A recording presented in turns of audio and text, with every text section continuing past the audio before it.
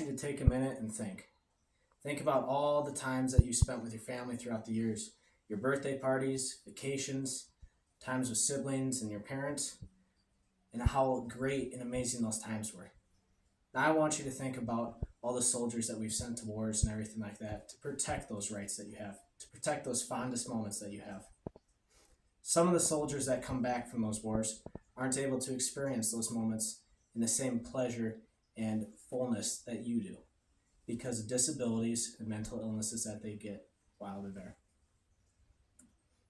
More than 1.8 million Iraq and Afghanistan veterans returned home with a permanent disability. That's stated by Dr. Ron Hirschberg, who did the biggest study on the soldiers from Iraq and Afghanistan war coming back home. Now, the biggest key word in that right there is permanent. A lot of people get some disabilities for a little bit of time. They're able to figure it out and get everything permanent. That means it's lasting forever. 1.8 million of our soldiers have permanent disabilities from that. What are those disabilities / injuries? Brain injuries, head trauma, things of war that just caused head injuries, trauma like that, explosions, that sort of thing. Mental health. Being in war, areas like that can take a really big strain on the health, especially your brain, causing PTSD and other mental illnesses. Physical injuries, being shot, getting wounded, stuff like that. And survivor's guilt. Survivor's guilt goes highly unnoticed when talking about injuries that soldiers face when they come back home. Survivor's guilt is when a soldier is in a combat scenario where he loses a few fellow soldiers and he feels sorrow and guilt for being the one that came back home when he shouldn't at all. The Wounded Warrior Project is a nonprofit organization or charity that helps warriors and soldiers come back home and be able to get through everyday life. They specialize in about every single field and have tons of volunteers to help these soldiers along the way. It goes from mental health to counseling to actually helping soldiers build new houses to help them with their disabilities if they're in a wheelchair or some certain things like that.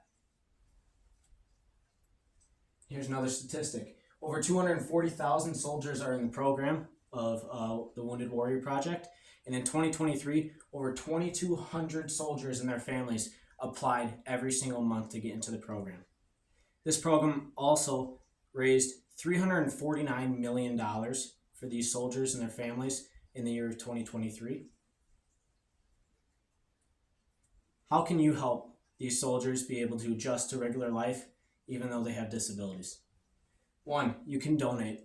That is the biggest way to be able to help Wounded Warrior Project and to be able to get it out to these soldiers. Like I said earlier, it is a nonprofit organization. Every single cent and dollar that you donate goes directly to helping the troops. Not a single penny goes to the CEO of the organization or anything like that. That donation can be a one-time or a monthly reoccurrence, just like a Netflix bill or something like that. They just charge you. You can also volunteer at your local VA center. By doing this, you help out the local veterans in your society, making your community better while also thanking and supporting them. You can raise awareness by acknowledging that this is a problem and spreading the word around your community through social media, different platforms, stuff like that. Honor your service members. A lot of service members come home and they don't get the recognition that they deserve. They don't need it and they don't demand you of it, but it is our job to give them that recognition for their honor and their bravery towards our country. Shop with companies that support the Wounded Warrior Project. There are a lot of companies in big market stores like Walmart, Target, Costco, areas like that, wholesale places that support the Wounded Warrior Project. From buying from those companies, they take a small portion of that money that you just spent on their item and give it to the Wounded Warrior Project.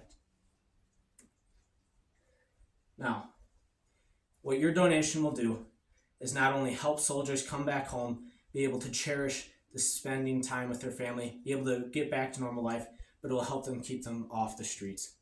Too many of our soldiers coming back home suffer from the effects of homelessness, not being able to fill their stomachs, and not be able to meet the adequate abilities to live a good life in America. When they have laid down all their rights, all their freedoms and everything to be able to protect yours. It's wrong, and by donating, you can help prevent that. This right here, this is a picture of a soldier coming home and grasping his daughter in his arms. By you donating and by you supporting the Wounded Warrior Project, we can help make more of these moments instead of more of these moments. Not only is this a better picture, but this is a better job for our entire country. We're so divided and everything like that, that when we can support one another, not just our soldiers, but everybody as a whole, when we can support each other and have each other's backs, we become a better economy, we become a better nation, bettering ourselves together. Will you help our soldiers? Will you help them when they have helped us in the past, putting their lives on the line? All that Wounded Warrior Project asks is either a simple donation or some time to volunteer at your local VA, or even to just spread the word about this problem of soldiers coming back home and not getting the resources to be able to meet their disabilities. Our soldiers put everything on the line. The least that we can do is help them when they come back home.